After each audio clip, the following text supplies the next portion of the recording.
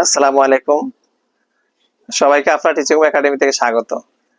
আজকে আমরা নবম দশম শ্রেণীর 2026 সালে যে নতুন বইটি সংস্করণ করা হয়েছে এই বইয়ের প্রথম অধ্যায় বাস্তব সংখ্যা অধ্যায়ের 6 নম্বরের ছয়ের ক নাম্বারের অঙ্কটি করব। এখানে বলছে, এখানে যে নতুন বইটা আসছে সেখানে এই অঙ্কটা আগের পুরনো বইতে ছিল, ওখানে আরো নাম্বারিং চেঞ্জ করা হয়েছে। এটা 6 নতুন বইতে 6 নাম্বার দেওয়া হয়েছে। বলছে 0.31 এবং 0.12 এর মধ্যে দুটি অমূলদ সংখ্যা নির্ণয় করো। তো মূলদ অমূলদ নিয়ে আমাদের এই অধ্যায়ের বেসিক ভিডিও আছে, তোমরা দেখতে পারো। আমরা সেখানে মূলদ অমূলদ নিয়ে বিস্তারিত বর্ণনা করেছি, কোনগুলা মূলদ সংখ্যা কোনগুলো অমূলদ সংখ্যা। এখানে দেখো, এখানে 0.31 এবং 12 এর ভিতরে অসংখ্য রকম অমূলদ সংখ্যা নির্ণয় করা যায়। একটা 0.31, 0.12 এর ভিতরে অসংখ্য কোটি কোটি অমূলদ সংখ্যা নির্ণয় করা যায়। এই দুইটা কিন্তু মূলত মূলদ সংখ্যা। তো মূলদ সংখ্যা হলো কি, যেসব সংখ্যাকে পি বাই কিউ আকারে প্রকাশ করা যায়, অর্থাৎ ভগ্নাংশ আকারে যে সংখ্যাকে প্রকাশ করা যায় সেগুলোকে মূলদ সংখ্যা বলা হয়। এই দুইটা সংখ্যাই মূলদ সংখ্যা, কিন্তু তোমাকে বের করতে বলছে এই দুইটা সংখ্যার থেকে বলছে যে অমূলদ সংখ্যা নির্ণয় করো দুইটা। তো দেখো, দুইটাকে ভগ্নাংশ আকারে প্রকাশ করা যায়, তাহলে দুইটা হলো মূলদ সংখ্যা, কিন্তু আমাকে বের করতে বলছে অমূলদ সংখ্যা এই দুইটার থেকে। তো একটা মজার বিষয় হলো, এখানে যত রকমের এই অঙ্ক মূলদ অমূলদ সংখ্যা বের করবা, কোন স্যারের সাথে, কোন ইউটিউবার স্যারের সাথে, কোন স্কুলের স্যারের সাথে, কোন গাইডের সাথে কিন্তু তুমি ফলাফল মিলবে না। কারণ এখানে এক এক স্যারের এক এক রকমের অমূলদ সংখ্যা বের করবে। তো যেটা বের করবে সেটা অমূলদ সংখ্যা। এখন তুমি কারোর সাথে কারো কিন্তু রেজাল্টের মিল পাবে না। তো দেখো, এখানে অসংখ্য রকম অমূলদ সংখ্যা আমরা বের করতে পারবো। অমূলদ সংখ্যা হলো যেসব সংখ্যাকে পি বাই কিউ আকারে প্রকাশ করা যায় না। মনে করো 0.31, এটা যদি এরকম থাকতো তাহলে সেটা হলো অমূলদ সংখ্যা। যদি এটাকে এরকম ডট ডট থাকতো তাহলে এটা অমূলদ সংখ্যা। যেহেতু এটা 3.1, এটাকে ভগ্নাংশ আকারে প্রকাশ করা, দশমিকের জন্য একটা 1, 2 ঘরের জন্য দুইটা 0, আর এখানে 31। দেখো পি বাই কিউ আকারে প্রকাশ করা গেছে, ভগ্নাংশ আকারে প্রকাশ করা গিয়েছে। এটাকেও সেম ভাবে আমরা দশমিকের জন্য একটা 1, 2 ঘরের জন্য দুইটা 0 নিব, আর এখানে দেখো এটা ভগ্নাংশ আকারে প্রকাশ করা গেছে, তাহলে এটা হলো মূলদ সংখ্যা। যদি এটা এরকম ডট ডট দেওয়া থাকতো তাহলে এটি অমূলদ সংখ্যা হতো। তো সেই জন্য আমাদেরকে বলছে যে এই দুইটা সংখ্যা থেকে দুইটি অমূলদ সংখ্যা নির্ণয় করা। তাহলে দেখো, অমূলদ সংখ্যা অসংখ্য রকমের বের করা যাবে। তা আমরা এমন ভাবে বের করবো যেন এই দুইটার সংখ্যার ভিতরে অমূলদ সংখ্যাগুলো থাকে। তো দেখো, পরীক্ষায় যদি অঙ্কগুলো আসে এরকম দিতে পারে সংক্ষিপ্ত প্রশ্নের জন্য, তাহলে কিভাবে করবা সেটা আমরা দেখাচ্ছি। দেখো, আমরা লিখবো, ধরি ধরি এ সমান এখান থেকে এমন ভাবে আমরা নিব যেন এই দুইটা সংখ্যার ভিতরে থাকে। তাহলে আমরা লিখলাম, ধরি এ সমান, এটা সংখ্যা 0. এখানে লিখলাম মনে করো 2 যেহেতু এখানে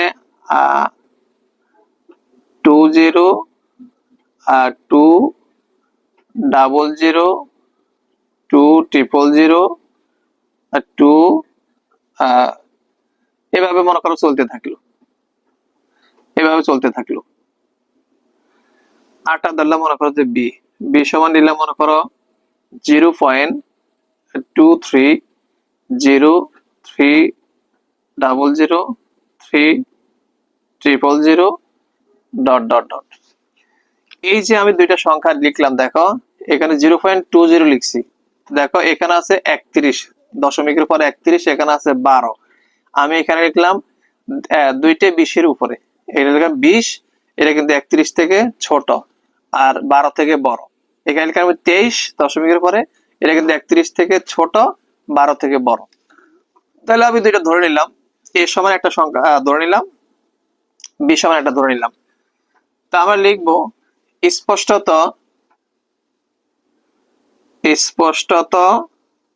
এ ও বি উভয় বাস্তব সংখ্যা।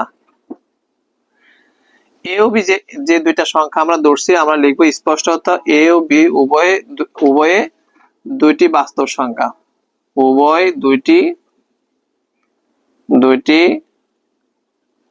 বাস্তব সংখ্যা যা 0.3 অপেক্ষা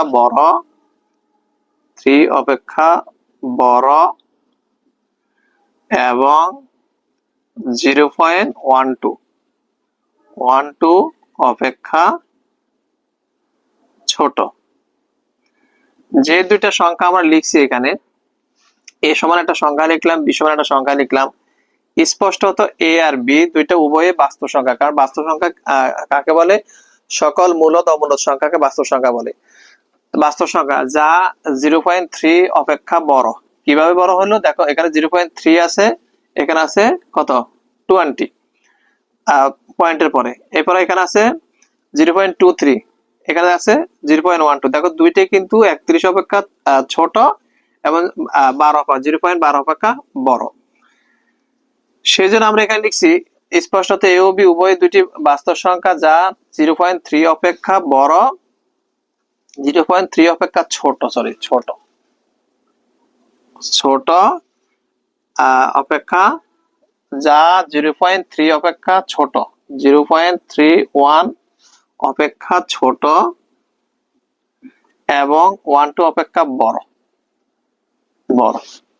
এবার ঠিক আছে, অর্থাৎ বিষয়টা এরকম, আমি দেখাই দিচ্ছি, সুতরাং দিতে পারবে। অর্থাৎ 0.12 সমান কি লিখছি আমরা?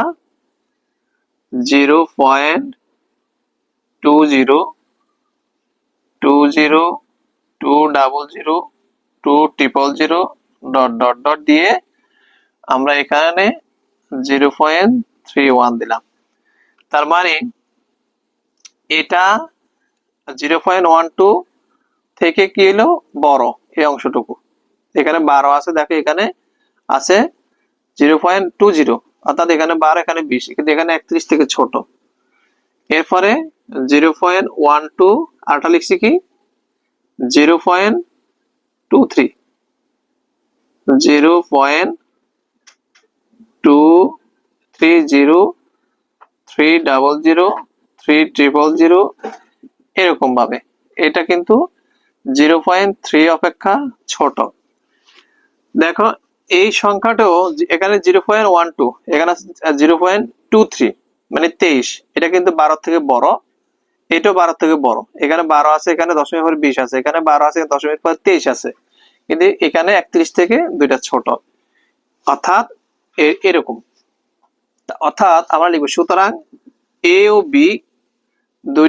বি কে ভগ্নাংশ আকারে প্রকাশ করা যায় না, যেহেতু এইটাকে ভগ্নাংশ আকারে আমরা প্রকাশ করতে পারবো না, সুতরাং আমরা লিখবো এ ও বি কে ভগ্নাংশ বা পি বাই কিউ আকারে ভগ্নাংশ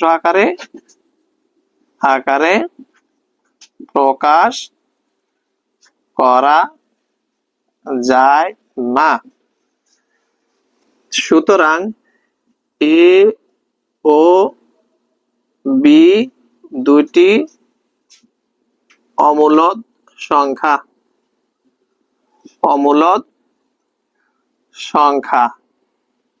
যা 0.31 এবং 0.12 এর মধ্যে অবস্থিত।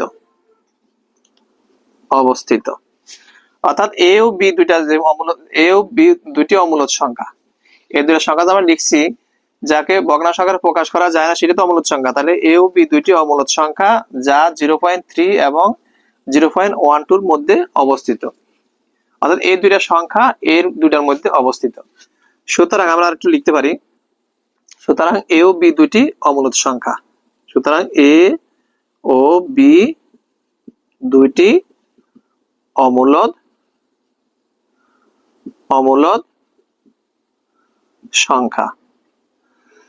সুতরাং এ ও বি দুটি অমূলত সংখ্যা। আমাদের কাছে চাইছে যে 0.31 এবং 12 মধ্যে দুটি অমূলত সংখ্যা লেখা, তাহলে আমরা লিখলাম এ ও বি দুটি অমূলত সংখ্যা। এ ও বি বলতে এই দুইটা সংখ্যা অমূলত।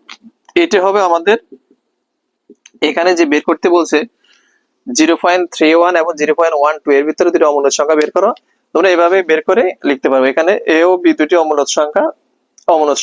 আমরা এখানে যেটা আমরা যে সংখ্যা দুটা বের করছি সেটা আমরা এখানে উল্লেখ করে দিব, যা 0.31 এবং 0.12 অপেক্ষা বড় এবং 0.3 অপেক্ষা ছোট, এবং এ ও বি দুটি অমূলত সংখ্যা যা 0.31 এবং 0.12 মধ্যে অবস্থিত।